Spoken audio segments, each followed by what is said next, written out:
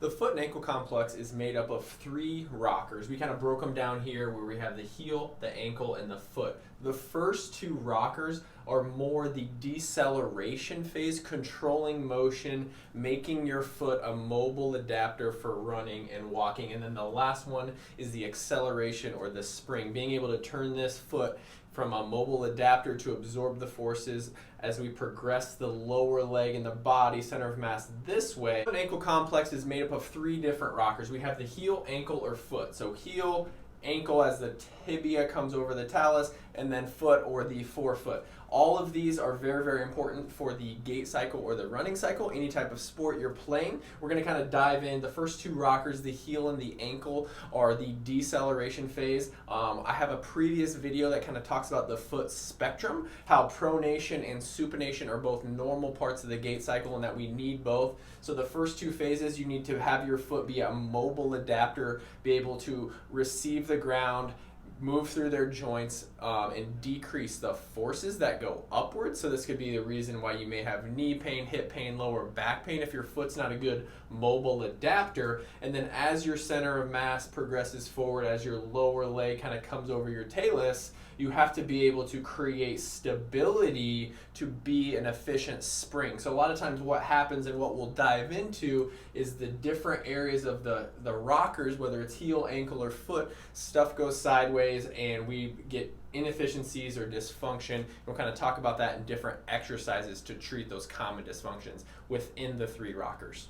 So breaking down the first rocker, the heel rocker, whether you run or you walk, most of us, the good majority, over 80%, will heel strike. So what the first rocker entails is when we heel strike, that your heel bone is able to do this slight motion that kind of sets up the rest of the gait cycle. This is called subtalar eversion.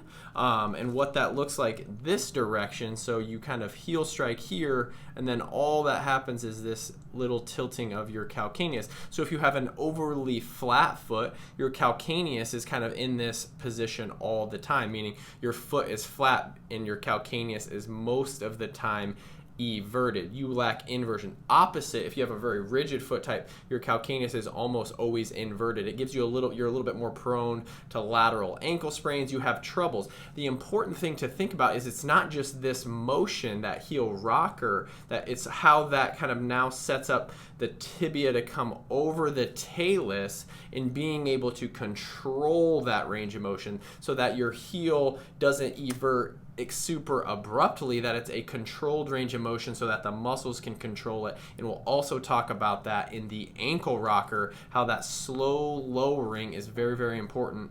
Remember, the first 2 phases, the first 2 rockers are all about deceleration, absorbing forces, dissipating forces so that they're not going up into the knee, the hip, and the lower back. I like to assess the ability to evert by having patients do lateral reaches. So if you can imagine, we're standing on our right foot and I reach out with my left foot straight 90 degrees lateral, I'm simulating that eversion that happens at the foot and ankle, and I'm, as the clinician, watching what happens in their lower leg and their foot. Is it controlled or able to slowly lower that arch, or is it very abrupt, or is it so stiff that it doesn't really move? And that's a great assessment that kind of segues into a couple different exercises that we can do to both build an arch back into the foot if we're dealing with a flat foot, or drive mobility in through calcaneal eversion or subtalar eversion, getting the foot a little bit more accommodating to this range of motion so that they can absorb forces a little bit better and they all don't just travel upwards into our knee, our low back, and our hips. At the second rocker, you may have seen from previous videos, the second rocker is the ability to bring your tibia over your talus. So how we measure that in the clinic is with this needle wall test with these blocks. We have them put their big toe up and then we actually assess, can they get their knee to the wall, which is actually challenging the tibia over talus. So a lot of times when we do this test, I'll ask, do you get anterior ankle impingement? Does it feel like a block into the front? If not, then it's likely due to calf gastroc soleus. So we can hit this with a triplanar calf stretch that targets both the gastroc and the soleus. I'll link that in the show notes. Or maybe it's joint. Maybe that talus doesn't actually dive away, so we have troubles bringing this over. So we can assess that objectively with both a measurement, so quantity of movement, but then also with our eyes, we can look at the quality of the movement. So when I talk about quality, I mean, are you able to bring your tibia over your talus, but you collapse completely through the midfoot to do it? A lot of times you'll see people with an overly pronated foot that can pass this test, but the quality of their movement isn't very good. They're not able to control that. So those are the muscles of the lower leg, need a little bit of strengthening, eccentric control. We'll get into that. Another problem that we commonly see is that people run out of room here. They're not able to do this. So when they're walking or they're running, they get a premature heel rise. Because they run out here, they just pick their heel up. That doesn't seem like a big deal, but if you do that repetitively over a long period of time, you're prone to a couple different injuries. You're prone to calf strains because you're getting into your propulsive period way too quickly, or metatarsalgia, meaning pain in the front. You're not able to effectively move through your midfoot, so you get way up here on your forefoot too quickly, and it's a lot of pounding and force.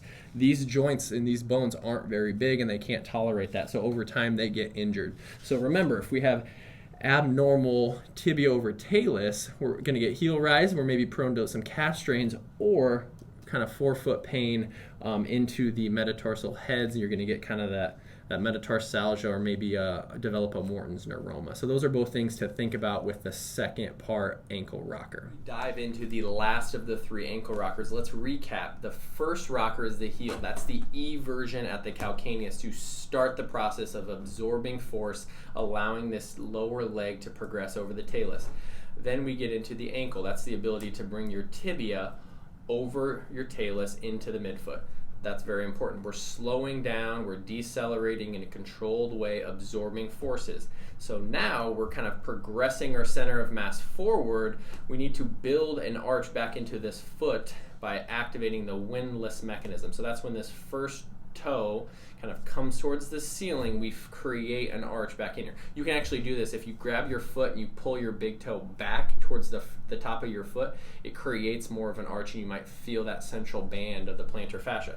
So as we kind of progress this way, we now need this foot to be a rigid lever. So we need good movement through our big toe to kind of activate that arch, so that we have a nice rigid lever to propel ourselves forward. Remember, it's the second part of the ankle rocker. The ability to kind of bring your tibia over your talus kind of stores energy into that Achilles tendon, so then we can kind of use that and go into our propulsive phase.